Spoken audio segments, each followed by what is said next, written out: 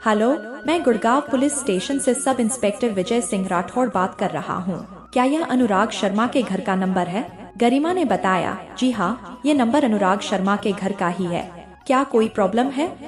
उधर से फिर आवाज आई, मैडम मुझे खेद है, लेकिन एक रोड एक्सीडेंट हुआ है जिसमें एक आदमी की डेथ हो गई है।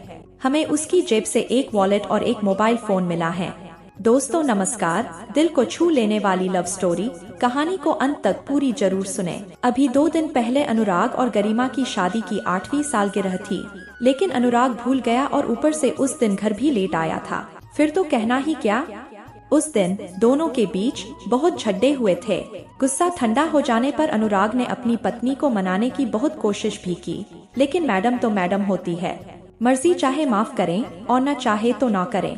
शादी के कुछ साल तक तो दोनों के बीच सब कुछ ठीक था, लेकिन धीरे धीरे छोटे छोटे झगड़े और तू मैं ने प्यार की जगह कड़वाहट ने ले ली और रोमांस की जगह छद्दे ने।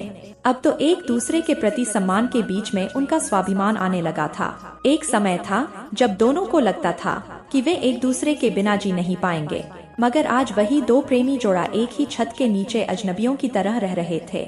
आखिर कोई अपनी मैरिज एनिवर्सरी कैसे भूल सकता है? अनुराग मुझे अब पहले जितना प्यार नहीं करता। सोफे पर बैठी गरिमा के मन में यह ख्याल आया, अब वह पहले जैसा नहीं रहा, बहुत बदल गया है। वह अपने पति से इतनी नाराज थी कि पिछले 2 दिन से उससे ठीक से बात भी नहीं की थी। तभी दरवाजे की घंटी बजी। गरिमा ने जाकर दरवाजा खोला। सामने बारिश में भीगा हुआ अनुराग खड़ा था। हाथों में गुलाब के फूलों का गुलदस्ता था और चेहरे पर एक अच्छी सी स्माइल थी, लेकिन गरिमा अभी भी माफ करने के मूड में नहीं थी। उसने गुलदस्ते को नीचे फेंक दिया और फिर से झगड़ने लगी, तुम्हें क्या लगता है इस तरह से मुझे गुलदस्ता देने से मैं बात को भूल जाऊंगी? अगर सच में प्यार करते हो तो प्यार जाहिर करके दिखाओ, इस तरह से झूठ मूठ का नाटक मत करो। अनुराग कुछ बोलता उससे पहले घर के अंदर से मोबाइल की घंटी बजने की आवाज सुनाई दी। गरिमा ने अंदर जाकर फोन अपने हाथ में लिया और कॉल करने वाले का नंबर देखा।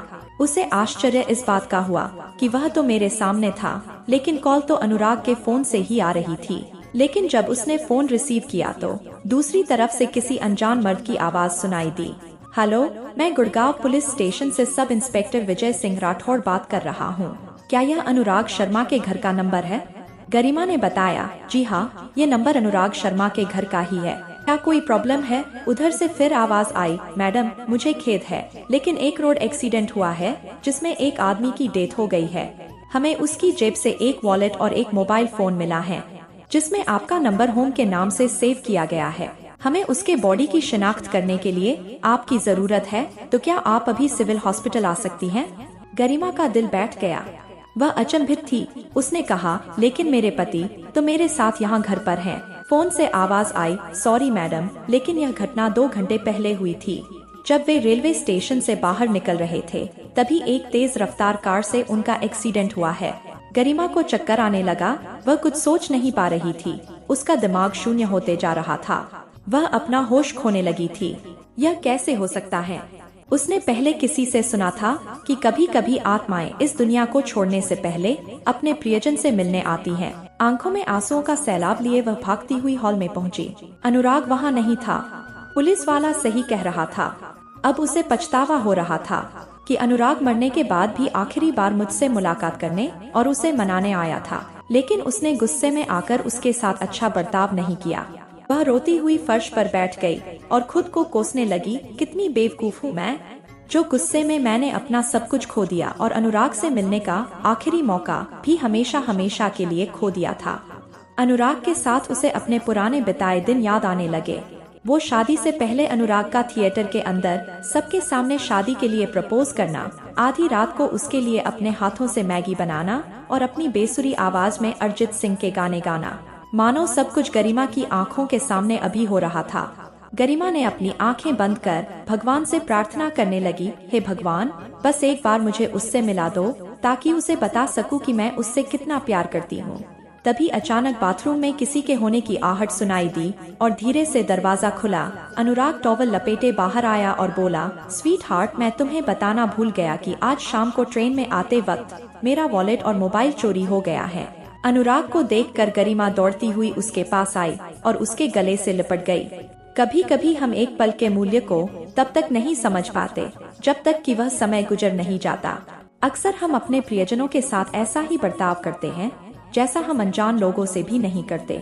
जरा सोचें, अगर आपको मालूम हो जाए कि आपकी मुलाकात अपने प्रियजन से आखिरी बार हो रही है, तो क्या आप उसके साथ बुरा बर्ताव करेंगे?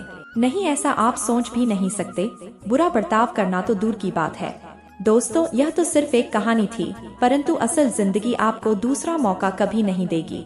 इसलिए उस एक मौके को अपने हाथ से जाने मत दें, क्योंकि यह कोई नहीं जानता कि उसका वह आखिरी पल कब आएगा।